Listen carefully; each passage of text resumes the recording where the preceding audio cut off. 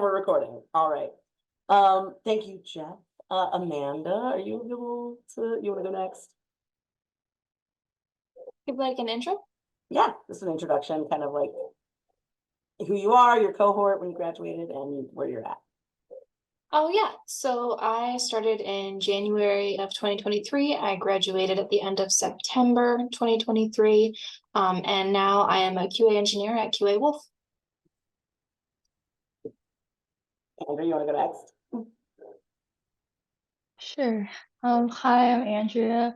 I went to, I started the program in August 2023, and I graduated this past February, and currently I'm a lead software engineer at Notex.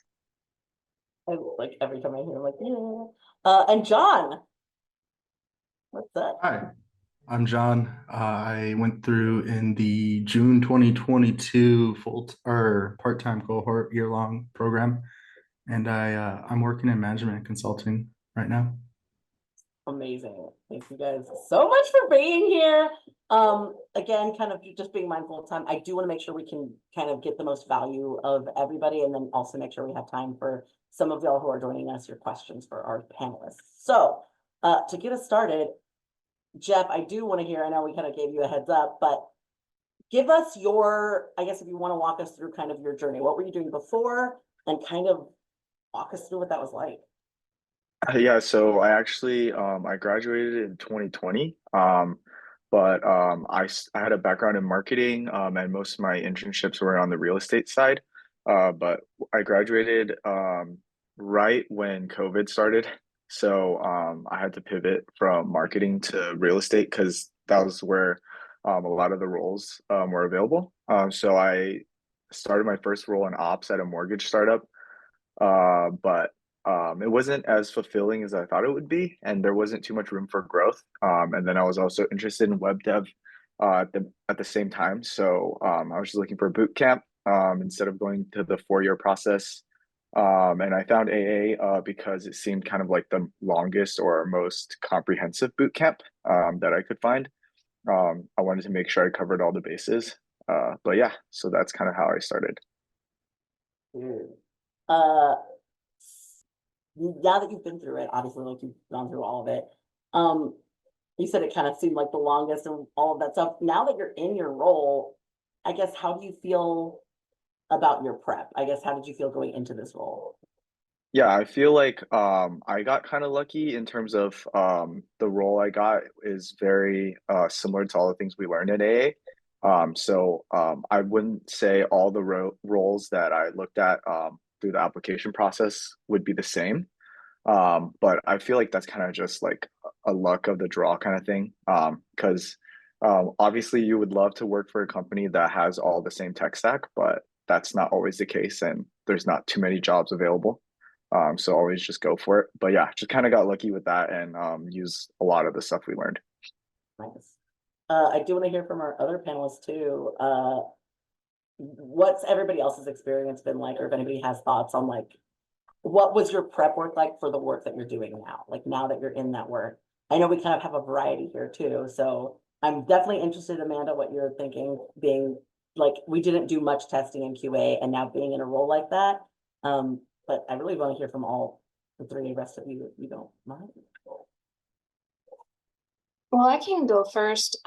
So a lot of what I do deals with Playwright, which we don't learn at AA at all, but it also is very heavy in JavaScript. So what I learned at AA was definitely helpful, just learning to think logically, like how you want to talk to a computer and how you can do things like that. AA was definitely helpful with that. So nice. What about you, Andrea?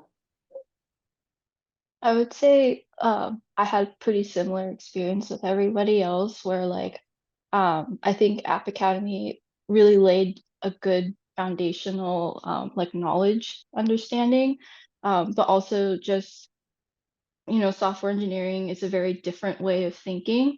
And so I think that definitely at App Academy, they really helped, kind of help you learn how to think like a software engineer, how to think critically, how to like approach different problems. And that definitely is something like I carry I use on a daily basis, and it also has helped a lot with like learning different tech stacks, learning, different sides of mobile like development, like mobile engineering, things like that. John, I'm interested in your thoughts too, because so I know you said management Yeah. consulting, so So yeah. I am a software engineer with a management consulting firm. Mhm. And my role is pretty similar to what we did in App Academy.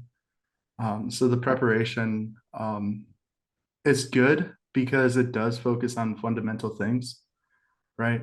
If you were to, pick up a couple books and read them as well, that might help you along the road as well. Nice, that's good advice. Speaking of good advice, actually, it's a perfect pivot. So I'm actually gonna probably just keep it on you, John. We have a lot of people who have not even, like, we have prospective students in this room as well as job seekers, as well as just kind of anybody thinking of or being in App Academy. So whether you have done the program or not, but thinking about people who haven't even started the program, what is one piece of advice you would give people as you're starting your learning journey? Yeah. There is a group of books by Donald Knuth called The Art of Computer Programming. You should go through and read those. Jeff, any thoughts? What's the one piece of advice you'd give yourself back in the day of learning better or using your time at App Academy? I think the hardest part was finding a balance of whether to spend time on leak code or like applying to apps. And I think that also depends on the person. But I feel like finding that balance is the best. And don't kind of neglect one or the other. Like be consistent with both, or yeah, if you lag behind on leak code and you only do apps, you're gonna regret it. Thank you. I needed you to say that. I didn't pay him to say that at all, by the way. That's genuine advice. Like, I know for those of you that did just graduate the program, data structures and algorithms is definitely on your mind. And I think a lot of people will or say that they're not ready to apply yet because they're not ready on DSNA. You're never going to be ready. So I think, yeah, kind of just to reiterate that, good piece of advice. Andrea. I would say in terms of like the program itself, like getting through it, like it is gonna be a lot of like self-sacrificing and like it's gonna be tough, but I think, sticking it out, and same thing with the job search, like the job search is very difficult, but staying, not letting the negativity get to you, and just really like just understanding that the hard work does pay off in the long run, um, I think really helped me get through not just the program, but the job search as well. And like really leaning into your support group and like people that, can kind of help motivate you and keep you moving along. Cause it does get really tough. It does get really demoralizing sometimes, but like just sticking it out, it's very worth it in the long run. Thank you so much for that. Amanda.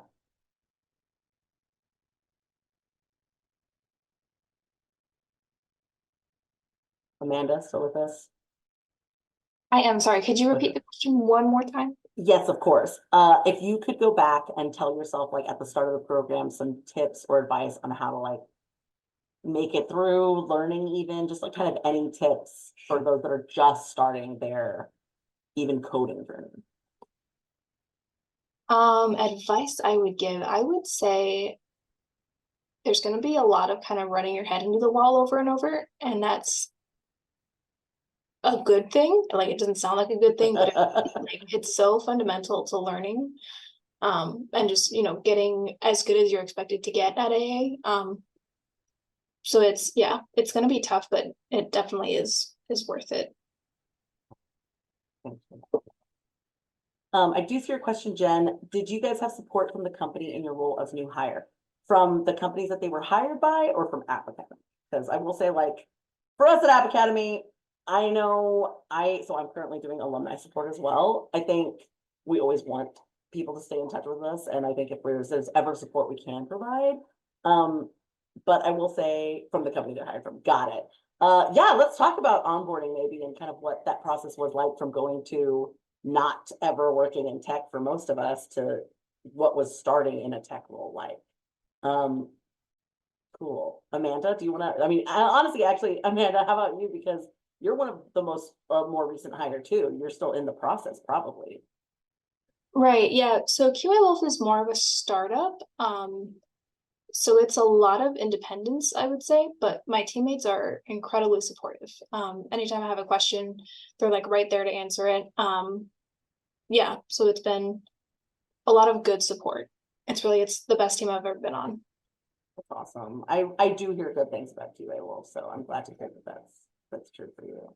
Yeah. Let's go in reverse order, Andrea. I would say for me personally, my onboarding experience was kind of like not existent. I kind of like got thrown into the deep end, but that was kind of expected. Like I had gotten a lead position, so I was kind of like expected to like really quickly pick things up. Um, but I think what really helped with that was the fact that I had a lot of experience at like doing contract work, internships, things like that. So I was very used to like having to learn very quickly. Um, but my teammates are really really great. Like if I need anything, they're definitely like having a good team. I think is really crucial, because if you're kind of like navigating everything on your own, it gets really overwhelming. But if you have people there that are kind of like there for you to ask questions or whatnot, that's always really helpful. Yeah. Yeah, so I think I got really lucky because my company, when I was getting hired, I got hired along with two or three other individuals who were part of AA. So it was a partnership kind of thing. So we kind of all started together, but it's also a startup, and the engineers was still below 10. So we were one of the first few. So it was kind of also thrown in, kind of just kind of figure it out kind of deal. Like we got maybe a day or two of training, and then it was more of like, here are the docs, kind of try to figure it out as much as possible. But I mean, it wasn't too much because AA kind of set us up for like reading documentation at least. Like we all did it for homework every night for like 2, 3 hours. So yeah, it wasn't too big of a deal. Nice. Yeah, I was gonna say, at the very least, when you have no idea what you're doing, look at the docs. John. how's it Okay. been for you? But yeah, this is going to be completely different. Mega corporation, year-long Yeah. onboarding process. You might be working on some projects here and there, but yeah, no, they have really good mentorship programs here. You can just go into Workday, select a mentor. They'll reach back to you and they'll be like, okay, when do you want to meet? How long do you want to meet? What do you want to meet about? Right. You have a new hire buddy, so they'll tell you what to do. They'll help you out. You have a lot of tuition assistance, a lot of certification assistance. So I got Security Plus immediately within the first month of being there. I'm working on a bunch of cloud stuff as well. So it seems a bit different if you go to a giant company versus a small one. They really seem to invest in you more than just throwing you in. Wow, that is, yeah, it's such like a starkly different. And I hear the same thing too of other, it's that like either mega corporations or really established, like Capital One. We had a partnership with Capital One, and I've heard similar things too, where it's like the first year I had one of my job seekers that really, I was like, I don't feel like I'm doing work. I feel like I'm in school, but I'm getting paid a lot of money to be in school. Um, I'm curious now, and I mean, I know I see the like how many programming languages do I need to know. I think what I want to ask first, just to be a little expansive, and then we can kind of tailor in. Um, John, you are at a really big company. Let's start talking about the hiring process. So what was your job search like? And where did you feel like you got the breakthrough with this opportunity? Yeah. So okay. My perspective is going to be different, right? Oh, we want to hear it. Okay. Totally. So I came from the military. I had a lot of advantages going for me because I was an EOD technician, which qualified me for a lot of things that a lot of people just won't ever get noticed for. Particularly in management consulting firms, a lot of them aperture, you know, I even got contacted by like McKinsey and stuff. And so basically, right, is going to be a different perspective because of my background, right? But for the company I worked at, I'm working at right now, it was basically basically like corporate speed dating. Oh, They okay. did an interview. I think it was just like a fizz buzz or something like that. They asked me, hey, are you willing to do this, this, and this? Are you willing to get this certification? Yes. Okay. And then I moved out here to DC about a month after the first interview. Wow. Okay, so you said you got approached. Was there, or I guess that you got at least a lot of traction. What was it? Is it like a special status? Was the fact that you had like top secret clearance? Was it, that's Yeah. what it was? Okay. Yeah. Um, cool. So, but that's what I will say though, too. I think it's good to have those like unique perspectives because anybody in this room, like I'll speak for myself, even when I was doing transcription work, I got clearance. And so I will say that those of you that have clearance, that's a really unique niche in terms of even after the boot camp, finding those opportunities. There are plenty of opportunities that might look for that specialization. And in this case, that clearance. I see that a lot too. So I think that's an interesting perspective and a good perspective too. Jeff, what about you? What was your job search like in general? And then what was the like, I guess, breakthrough moment for you? Yeah, so I didn't have any clearances. I'm super jealous of that because there were so many roles that I So wanted to many, apply right? to that needed clearance. But yeah, so it was a tough process because I think at least I didn't hear anything for the first few months. But I guess my main standout strategy for me that helped was like even though it's a numbers game and you have to keep applying, I set aside at least like 5 or 6 companies every week that I thought I had a really good chance of getting in compared to others. Like, I personally stopped applying to a lot of super big companies like FANG ones because during that time they weren't even looking at a lot of bootcamp people. I don't know if that's the case now. But yeah, so I was able to kind of just filter out companies that I really thought were important, and then I found the recruiters from those companies where um, they had something in their bio or something that I could relate to, or like not BS, but just like formulate some It's a connection. connection. It's a Yeah. connection. What's that thing you have in common? Absolutely. Yeah. So like even if you don't, if it's something that you could kind of get connected with and figure it out yourself, like that was the best way for me to get responses.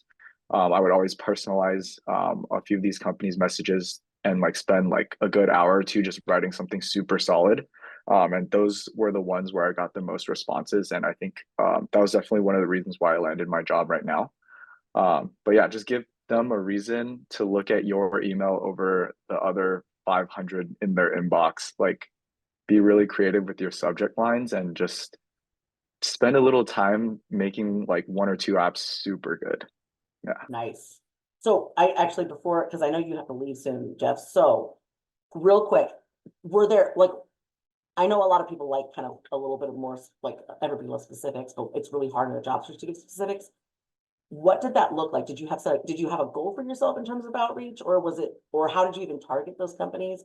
I guess can Yeah. you talk to me a little bit more about like, yeah, Yeah, so like when I'm looking through the companies, like the ones that I give myself as like a high priority chance of is like that posting within that week, maybe I found that posting within 2 or 3 days. And then like yeah, the applicant pool was under like 50 or like 30 or even like the lower the better. yep, So that like you're within that first group. Cause I did get an interview where I got to the like third round, but I didn't make it because the guy in front of me was like really far ahead and he did well. So they just took him. So yeah, that's kind of unlucky, but yeah, just filtering that out, and then I would look at specific people, and then yeah, just move on if they don't have something too close. But I looked at a lot of gaming stuff, and I was able to like talk to some recruiters about gaming and just formulate something that sounded good and just do crazy like subject lines that grab their attention. Because I think yeah, the subject line is super important because like they won't even open it if you just have a million bootcamp people that just send us like a really basic subject line. okay. Well then, before I leave you and let you go, you already got a job, Jeff. What's one of your good subject lines? Give us one for free. Yeah, something that was like super like niche was like a good example was I think there was like a role that I really wanted that was a front end engineer at a gaming management company. I think it was called Loaded. But I found the Mm. hiring manager, like I did a lot of digging to find like not just the recruiter, like I went past the recruiter and like looked in the info and found out who the hiring manager was. And then I dug through his profile and found out that like he made um an app 5 years ago related to gaming, and it was related to like it was called No Scope. And You then did I a play lot of games. digging. Yeah. Yeah. So in my subject line to him, it was called No Scope Boom No Scope Headshot. Just like something game related, something that like if he looked at it, he'd have to click on it. He has to So click on it. I love yeah, that. but yeah, just like something super creative, like even out of the box, like in that gaming world, like he knew the jargon I was referring to. So but yeah, like he that one led to an interview. So That's awesome, Jeff. Um, dude, I know you have to go. Thank you so much for giving us that sweet advice. It's honestly a great launching off point because yes, this year especially, like people are going to be the ones hiring people. So definitely. yeah. Thanks guys. Good luck. I have to hop in a meeting. Thanks for your time. Good luck. Thank you. Okay.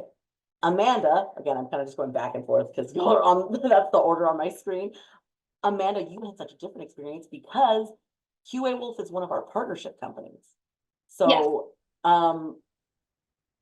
tell us about your job search. Tell us about what your breakthrough was. And I guess in the case of the partnerships too, was there anything that you felt set yourself apart to let you give it? So I know it's a lot, but take it away. Okay, I actually got super lucky. So QA Wolf is the first job that I applied for, and the only job that I got an interview for. So I was like super lucky that I landed it. I passed the coding challenge. Every other application that I sent in was either ignored or rejected. So that was very stressful. But yeah. Okay, with the QA process though, there was a lot of people in that process. So for those of you that don't know, like QA will, we're fans because we're fans. They're a great partnership company and it seems like they're a really good company too. Okay, you got past the coding challenge, so did a lot of people. Can you tell us about what the hiring process was like? Was there a way that you approached it that you feel, like how did you approach it? And that obviously led to success, so. Oh, right. Okay. Yeah. So that was a point I was going to make. So I didn't put a lot of effort. Like I decided I wanted QA Wolf. I really wanted this job. So I went like full throttle. Going into this one, like I was being annoying and I was going on LinkedIn and I found engineers at QA Wolf and I would message them and I'd be like, hey, like I just applied and hoping to meet you soon. And then I would like go over their profile and just like mention something on their profile, like somebody had made a project about Lord of the Rings and I was like, oh, I love Lord of the Rings. And that guy's actually on my team now. So we're already friends. I love it. So that was awesome. So I really just finding a way to stand out like that, just and it might seem annoying, but like be annoying. Yes. Um, Yes. I also got really lucky because QA Wolf is a partner with App Academy. I knew somebody who had just been hired there, so I got a referral, which guaranteed me the first kind of interview. It was like a take-home assignment that you have to pass to get the technical interview, which was tough. Yeah, technical interviews are definitely tough, but AA actually prepared me for that really well because of the panic coding that you kind of get used to at the assignments, because you have that 2 hour 3 hour time period and you have to pass it, and so it's like just the panic coding skill came in clutch. I finished the interview with 2 minutes left.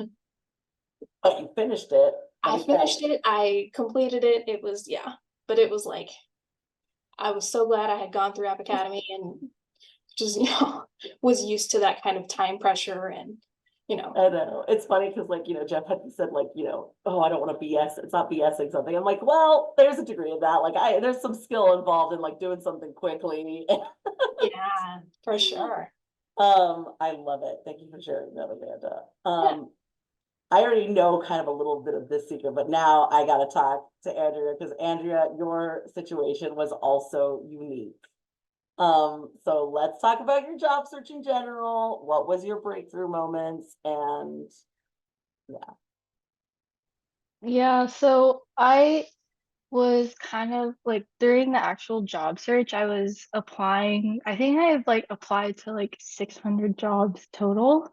But I also kind of really wanted to gain as much experience because like a lot of companies were not hiring entry level positions. They were mostly like minimum was like 2 years of experience or higher. So that's why I started taking on like contract positions and internships just to have like experience on my resume. And then that really helps get me a lot of traction. I was starting to get more interviews, and I had interviewed at like big, like larger companies and then like mid-sized companies and then like startups. Um, and then I would get to like the interview stages, but then, they always decided to go with somebody else or it just wasn't a good fit. So the position that I got at, so I have a background in healthcare. And this company that I currently work for, they're a health tech company. So I think definitely targeting kind of like if you have prior industry experience in, a different industry, I think that is a huge advantage that you should take advantage of. Um, and so my hiring situation was I kind of got like at like a low point where I was like getting rejected and I was like, there's no end at the end of the tunnel. And then I found this company and I just kind of like applied for it. I didn't really like think much into it. And then the CEO actually like reached out to me a couple hours later and they were like really interested in like talking to me and kind of hearing about my experience and whatnot. So um they we had an interview I think about a week later, and then I spoke to the CTO and then kind of had like it was more of like a conversation where they were kind of just asking about my background, like the projects I worked on, my healthcare experience, and then in place of like a live coding challenge or something, they kind of just threw a problem that they were actually facing. And then they kind of asked me, like, how would you approach this? What would your solution be? And then I just kind of gave my solution or my ideas. And then actually, after I got hired, I implemented it. So that was kind of cool. But and Wow. then I also, after I interviewed with the CTO, then I had like another kind of interview with one of the lead backend or machine learning AI engineers just to see, because he was somebody that I would be working closely with. So just kind of seeing how that was a culture fit. Um, so I didn't really have to do any like challenges or like take home. I think it was more of like just a conversation. But again, like I think my situation was like very different in that regard. Um, yeah. Um, thank you. I know your situation was different, but I guess I do want to follow up a little bit. Like, you're in a lead developer role. Um, what I mean, I know it helped that you like had a background, but like, I guess what were those conversations like? I mean, especially going from like, I don't have tech experience to we're going to hire you on as a lead developer. Like, I guess, was there anything that you kind of sold yourself on or your skills on outside of just your tech skills? Yeah, I think it was honestly it was all of the like contract and internship experience that I had.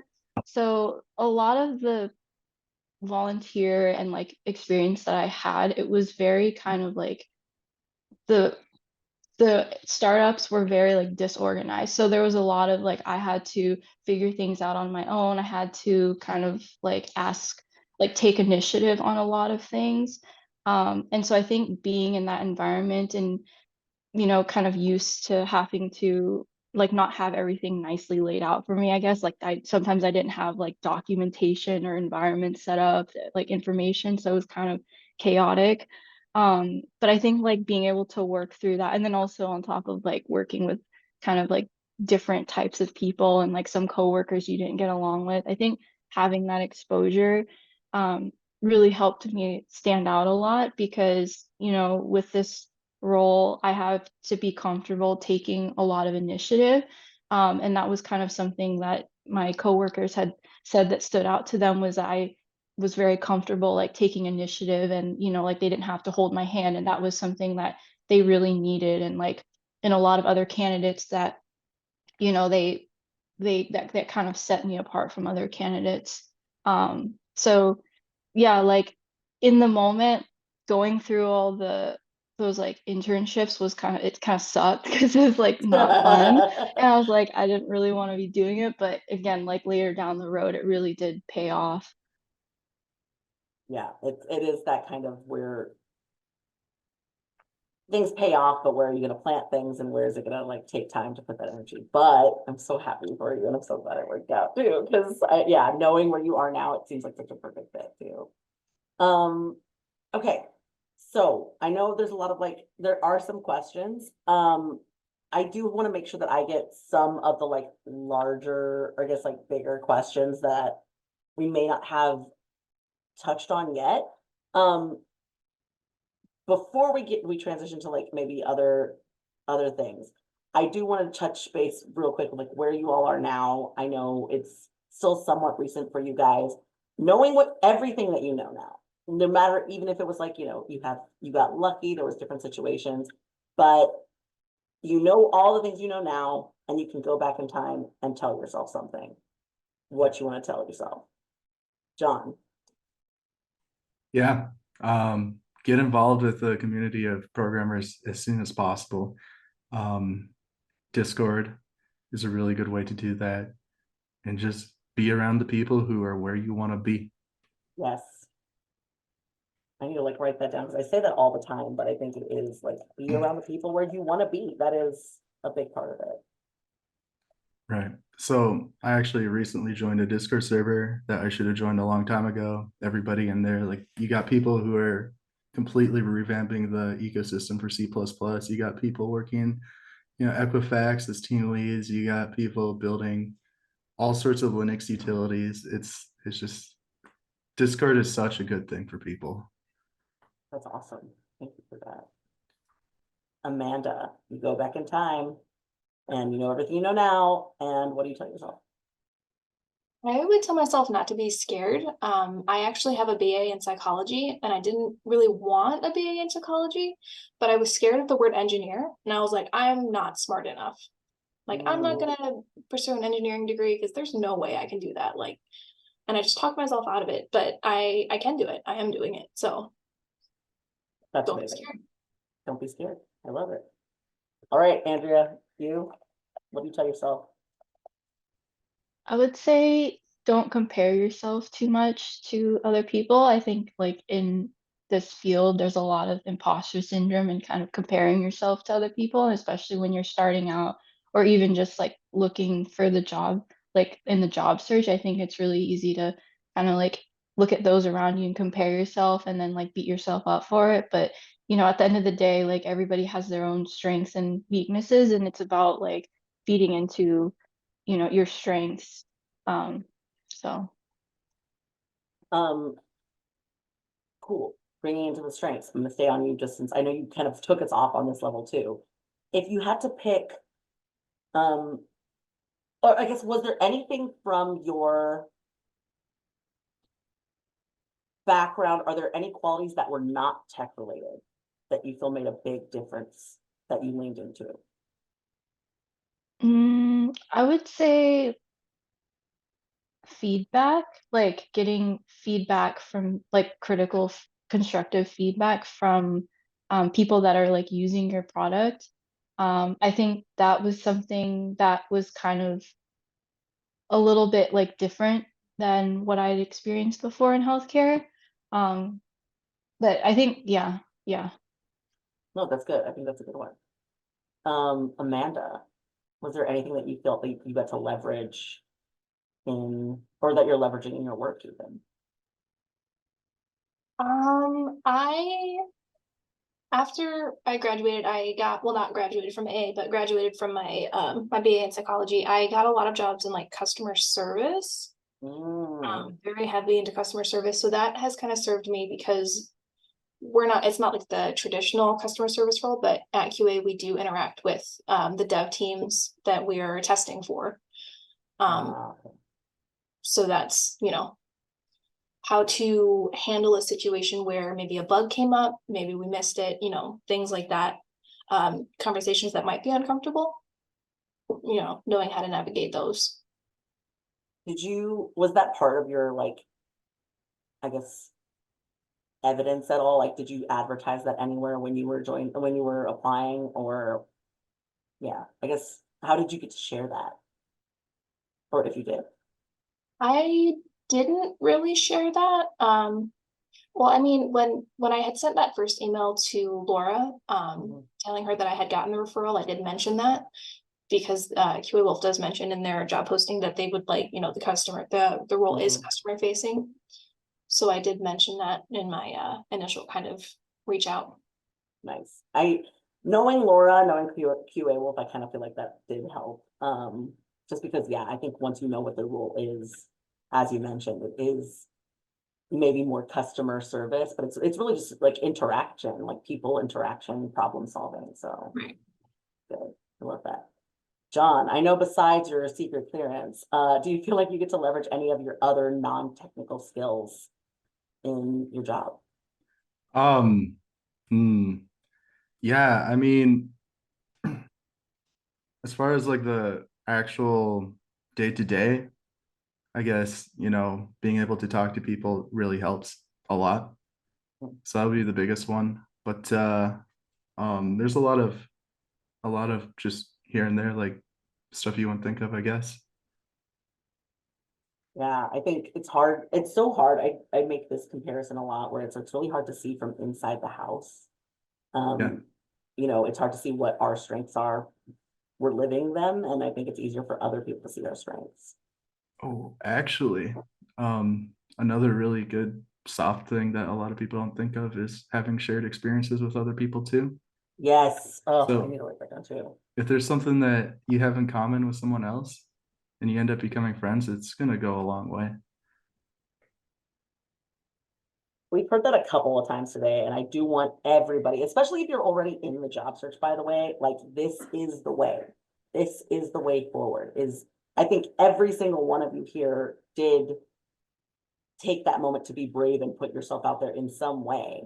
You know, again, Amanda, even knowing that it was a partnership opportunity, sending that message to Laura, hey, I have a referral, that little extra bit of making connection, whether that be to the people that you want to be connected to, the people you want to be in their roles one day, or people that you have stuff in common with. Like, again, I'm gonna put Andrea on the spot only because I was got to be a part of that little conversation. The CEOs and CTOs like there was commonalities there, like medical scribe work and anything that you can share in common with the people that you want to hire you, with the people that you want to learn from. I do hope everybody here takes that message. I think that's just good for no matter what you do in your future. Talk to people. Cool. That does bring me to, thank you so much for Kianat for that question. Questions. So we're in the last about 15 minutes of our time together, and I feel like I've gotten a lot of benefit from this, but I want to make sure that y'all, the audience, gets some benefit. So if you do have questions, I'll be kind of keeping an eye on that, and we'll be going through them. If I missed a question from earlier and you really want that question answered, go ahead and I'm going to try to pick questions that kind of make sense to answer at this moment. I'm also happy to answer some questions too if it's related to career stuff. But in addition to the lectures and homework, how did you stay ahead in the course? Are there certain resources you recommend for practice/learning? Who wants to take that first? We can kind of start just breaking out into a few questions and answer. I can take that first. I would say there is no staying ahead. A lot of the instructors at App Academy make this kind of analogy where it's like you're hanging onto the back of you're drinking from a fire hose. Drinking from a fire hose, yeah. Hanging on the back of a moving truck, like it's really fast paced. So I would just do your best to just kind of be where you're supposed to be. YouTube is very helpful. YouTube tutorials, when I first went into like React and Redux, YouTube saved my life. Wow. Yeah. I believe, I mean, yeah. Especially depending on what your learning style is too. So I know for me, I'm very visual and I love learning from YouTube. So But if you're not though, thinking like some people are visual in a different way, or like reading might be the way that you process information better. And if that's the case, looking into books like John had mentioned too. But yeah, Andrea, do you have any resources, tips for, if not staying ahead, kind of staying on top as much as you can? Yeah, I would definitely say what Amanda said, like YouTube is a huge huge resource, but I think also what really helped me was like having a really good community of friends. So like my cohort, we were all really close and we were really small. So we would kind of like, especially during projects week or something crazy, like we would be staying up with each other on like Discord calls till like 3 a.m., and it was just Yeah, really nice having people that like, you weren't suffering alone, you were suffering together and kind of like keeping each other accountable, like, oh, are you gonna come to, study group tonight with us? I think that really helped a lot, just having people that, are going through it with you and you don't have to go through it alone. that's a huge thing because I think it's easy, especially if you're doing, I mean, especially in the digital age, like, yes, we're in this Zoom room together, but it's still ultimately you feel can be very isolated and it's easy to get isolated. So thank you for sharing that because I do think that's important is when you enter the program leaning into like your cohort, your group of fellow learners and things like that. John, any tips, tricks, resources? I know you mentioned the book, which I do appreciate. Anything else that kind of helped you stay in it when things got tough at App Academy? Yes. Uh, this sounds weird, but do other things. Don't I don't think just that's weird at all. I think that's actually really good advice. Yeah. don't just program. Go out, Friday nights or whatever, do what you do, have some fun. That's huge because I think I've definitely seen people who don't you have to make the time. I'm not going to say it's easy to balance that time, but I've seen plenty of graduates who don't make the time. And then when you graduate and you're burnt out beyond belief, and then you have to go find a job. I think it is important to kind of focus on the sustaining. Um, I do want to go back a little bit because I did think that was a really cool question, Jen. Are there any tools like ChatGPT or honestly, I just open up to any kinds of tools, organizational tools. I always need organizational tools, but are there any tools you swear by as an entry level engineer or just as somebody starting out in this, like as a new tech person and wherever you are? John. Yeah, I noticed that it mentions ChatGPT. You can throw that out. Don't use that. But early on, the earlier the better. Get into using Linux. Use Arch Linux. Install it from scratch. Use NeoVim. Configure it yourself. It's little bindings. It takes maybe a couple hours, but you'll have learned another language. The reason I say this, especially like Arch, it's a system you have to build from scratch. You have to stay in the documentation, and you can do it. You can do it without any experience whatsoever. You can learn this sort of stuff. So, anything that you're using on a day-to-day, daily drive it. Anything that you have to configure on your own, use it, and it'll take you so far. Are you one of those people that can just like mess with something and figure it out though? I don't know. I always hear that and it's like, yeah, but like I'm bad at learning like that. I feel like I'm a better learner when but that being said, some of you do learn like that. And exactly what John's saying, like play with the stuff. You have to try it to know if you're gonna like it. And I think as much as I want all of you to come here and do those things, play with code, figure things like that out. I think that's always good advice in general. But for the actual question, yeah, whatever works for you works for you. I use NeoVim. I use pretty much anything that I can build up myself and use it configured. But you have VS Code throughout App Academy. It's pretty good, pretty configurable. You should play with a few editors and just use what you want to use. Thank you for that. Amanda, do you have any like swear by tools? Again, whether it be organization or like, yeah. Yeah, I would echo what John said. I would not recommend ChatGPT. It seems like it's a great thing, but I found that it gives you really roundabout answers. Like you're like, how do I add 1 and 2? And it's like, well, it's first you take 1 and then add 3 and then like subtract this and that. And you're like, I don't think this is a good solution. So one of the best resources, honestly, is just other engineers. Asking them questions. People have a lot of insight, and there's probably somebody that knows something that you don't. I also really recommend the docs. The Playwright docs have been the most helpful for me in my job. Learning how to, I think learning how to navigate through docs is going to be one of the best things that you can do. And MDN is going to spoil you. MDN is like the best doc site ever. But yeah. I think Willie agrees. MDN rules. I guess for those of you. I'm sorry, I didn't chime in. Stack You're Overflow good. is very, very, very long way that I'm understanding it. Amanda, for those of us in the audience that don't know, I do know, but for those people that don't know, what are docs? Oh, that's documentation. So it's essentially just teaching you what you can do. Like, how do I key into an object, or like, oh my gosh, things like the difference between slice and splice, just things like a question that you would normally Google, you can like find in the docs. Nice. Also, I was like, is there really a slice and a splice? Yes. That seems so confusing. I never remember which is which. I always have to look it up. One letter off, and I'm supposed to like anyway. Good. Thanks to the docs. Andrea, tools that you swear by.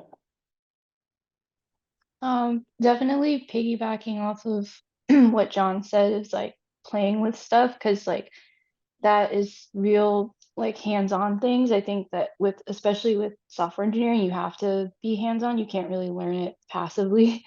Again, like documentation is like the biggest resource that you can use. It's like I hate chat GPT. I think, and like chat GPT, it can create a lot of issues, but it's also not helping you be a better engineer.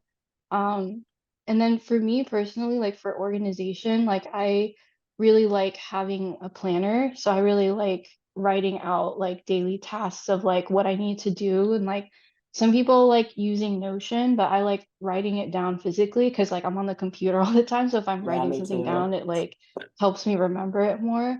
But yeah, just like kind of figuring out good organization of like, planning out your tasks or projects and whatnot, I think is really important. So gonna keep it on mute. You can stay off mute. I saw John ask, I'm in mod 0. Can you guys give me a bit of a picture of what it will look like when I finish and start class? What I think might actually be really cool is what did y'all's day-to-day look like? What did your day look like as a student at App Academy? Like take us through like getting up and bedtime, like an average day. So when I was in App Academy, I was in Mountain Time. So class for me was from 9 to 6, which I think is a pretty reasonable time zone. My boyfriend was in Eastern, so he would wake up at 11 a.m. and then class would be done at 8 p.m. But for me, I would wake up and go to class, and then you go to lecture and you have lunch and whatnot, and then after class I would make sure to take like an hour break just to like have dinner, just step away from the computer, and then pretty much in the evening, especially during projects week, towards the end of the program, like I would say the beginning of the program, it's a lot of like lecture based, like you're learning like the concepts and whatnot, and then you're doing little practice assignments here and there. So like in the beginning of the program after class, I was kind of like following up on the practice examples that we went over in class, just kind of reviewing things, trying to, redo things if I needed to. And then when it came to projects, and towards the end of the program, I was pretty much after, like anytime I wasn't in class, like even on the weekends, I was working on projects, I was studying. It was a lot of like sacrificing outside life, but you know, that was kind of like that's what I felt like I needed to do to like get through the program. Definitely does not apply to everybody. That's just in my situation. So If you had to do it again, would you? yeah, I would still cry through it. But I don't regret it. I think I don't regret it. Like now I don't regret it because there was a Of lot of like course, really good things that came out of it. But it but hurt yeah, when I did it. But for sure. Amanda, what was your days like at App Academy, or what was your average day or week like? I was really lucky. So I was in Eastern time. Mhm. So it was 11 to 8. And at the end of the day, I was so exhausted. I couldn't do homework. Like my brain just was like, no more, I can't take any more. So I would actually wake up earlier in the mornings and just kind of do homework and stuff in the morning. And that way it was kind of fresh for me going into class that day, what we were going to be learning and things like that. And weekends, I definitely like Andrea during project weeks, weekends were pretty much spent coding and working on projects, but not too much during just normal weeks. Mhm. Yeah, that's good. I know, because I was gonna say too, like Jen has that, how did you have time for personal responsibilities? Um, I guess, did you run into that problem? Um, Not too much. It's well, I guess personally, I don't. There wasn't too much that I had to do, like leaving my home, like Yeah, aside from like grocery shopping once a week or stuff like that. But but there was time for that at least. yeah, there was time for that. It's very intensive, but I would say there is time to still, like rest and do other things besides coding and And I'm very interested too. I know, John, you're having a side conversation too, but you went to our part-time program. So I am actually really interested in what your day looked like, because I think it's probably the most different from the online program or the full-time program. Yeah, so I was building houses during that time. Um, so it was just working part-time, maybe 20 hours a week, um, just putting up frames. And then the part-time program isn't actually necessarily part-time. Okay. So you're looking at about 30 hours a week of work total. So it's about a year long, and I was central time, so 9 to midnight. Kind of a brutal time zone to do it. It's a brutal time. I'm in Central Time as well, and when I had to do those lectures too, it was like, Yeah. So okay, so basically, what I would do my on a normal day is I'd wake up probably around 8. I'd go to the job site, and then I'd be done at noon, about 4 hours there. Come home, I'd eat lunch, do a couple things that I needed to do, and then hop on the some coding, and then I'd hop on the call. So I probably programmed for like 2 hours before each class. But um, if you have personal responsibilities, it's probably the route to go. or the part-time program, you mean? Yeah, yeah, because you'll still get a lot out of it, and you'll actually spend a lot of time programming, and you might come out pretty well rounded, especially if you do a lot of other stuff on the side as well. Um, we only have 3 minutes left. And I'm just gonna give it to y'all because I do think we kind of hit a lot of these questions. Um, any last words, any last bits of advice for those people that are thinking about coming or those that are in their job search? What are the last bits, I guess, before we say goodnight? I'm on the admissions team. A lot Oh of yeah, students please.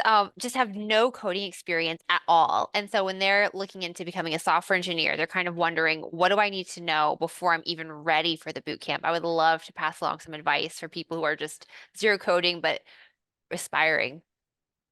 Were any of y'all zero coding, or had y'all been coding before? Where did y'all start, if so?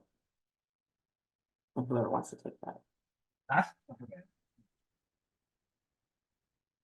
I had never coded before at all at Academy. I had done like 1 or 2 problems on like a coding site, but that was it.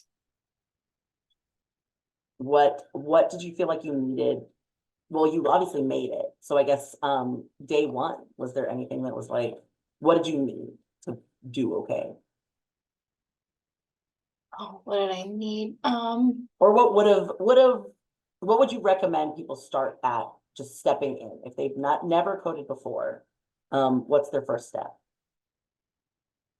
I would say go to one of those websites. That's what I did, is just go to a website and get one of those problems. Like I coded a robot to like work through a maze, like just little like fun problems, or you can kind of get a taste for it.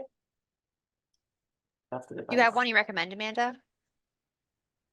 Oh gosh, it was a long time ago. It was like codingproblems.org or something like that. Right? See if I can find it. Hang on. If you do, Bree does work with me, so you can always send it to me too. Okay. Andrea, any advice on what to come in with if you've not coded before? I would say there's a lot of resources out there.